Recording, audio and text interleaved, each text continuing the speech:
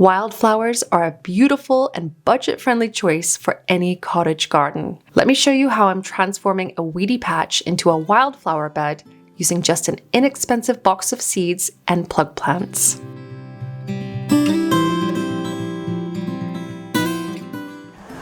I love growing wildflowers, and I have quite a few different areas around the garden that have wildflowers, including this bed.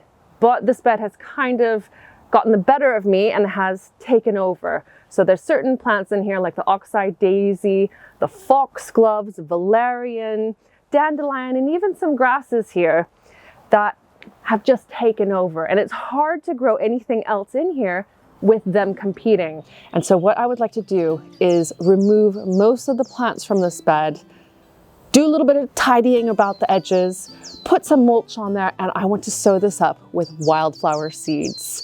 It is a low cost, really high impact planting that we can do, and it supports bees and butterflies, other pollinators, and just looks so beautiful.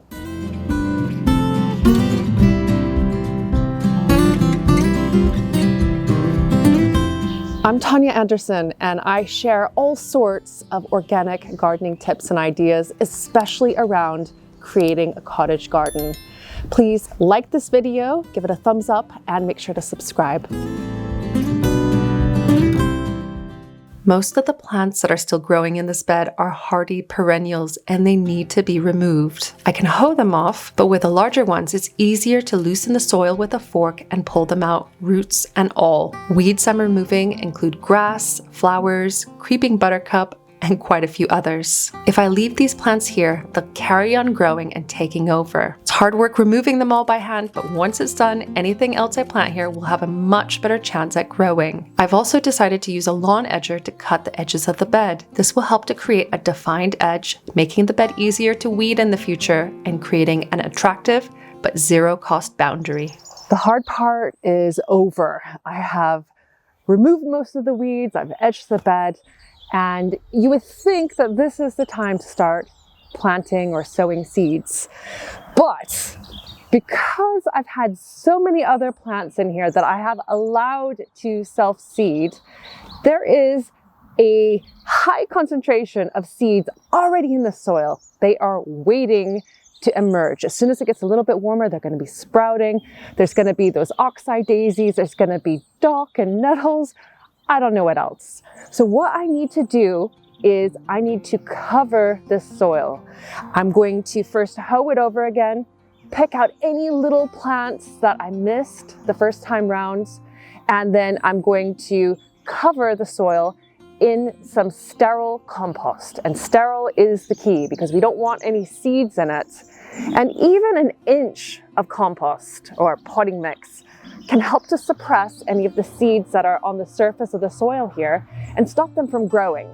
And then what I'm going to be doing is edging the beds in some bedding plants. These are violas, really small, delicate spring flowers, just for a little bit of green because this is so brown right now.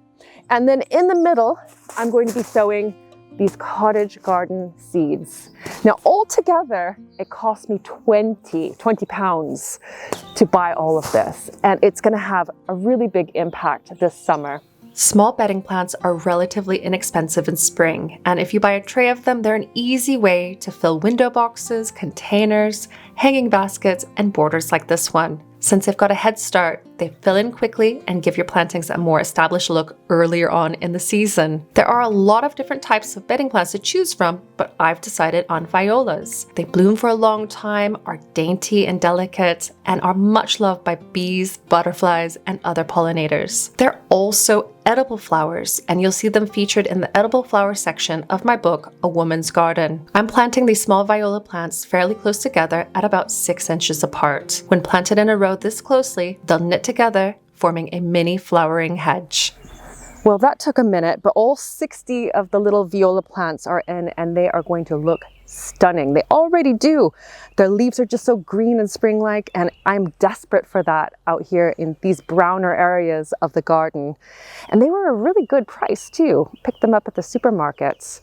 Now, what they're going to do is add instant color, instant blossoms. They will hopefully fill in over the next month or 6 weeks and look great. And they are going to constrain the wildflower seeds that I am going to sow right through the middle here.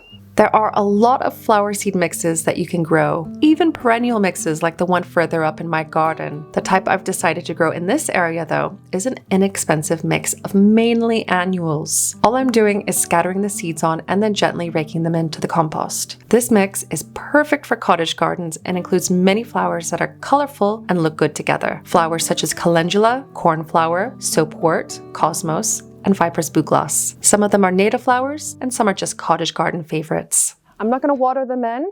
We're expecting some rain later on, but if you were sowing wildflower seeds or planting out violas, you might want to consider watering them in. And then I've also put the fleece over them for a few reasons. The first is that it's a bit early to be sowing seeds, at least here. And the seeds that I sowed, they tend to want to be sown in April. So if any frost comes along, if we get a cold snap, the fleece will protect the young seedlings from being frozen off, basically. Another thing is that it will help to keep the seeds in situ if we get heavy rain. So it'll help stop erosion and help stop them from going down the slope of my garden. And lastly, we have a lot of pets, and Maggie has already been on the fleece.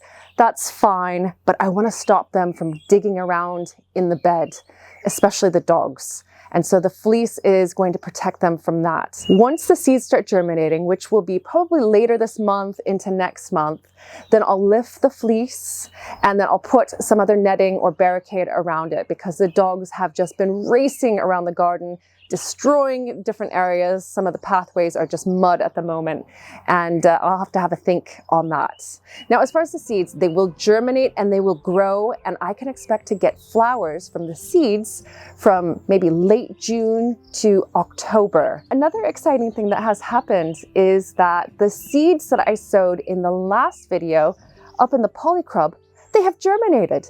Even the sweet alyssum, which I thought would take a bit longer. Growing under cover means that you've got more spring-like conditions. And so things start to germinate and grow a bit earlier, and you can plant things out earlier too. If you've missed that video, you can watch it next. I'll put it up on the screen. And I've got some other videos that should inspire you for creating a cottage garden, for growing flowers and wildflowers, and just bringing beauty and pollinator-friendly plants into your growing space. Thanks again for watching, and I will see you in the next video. Bye for now.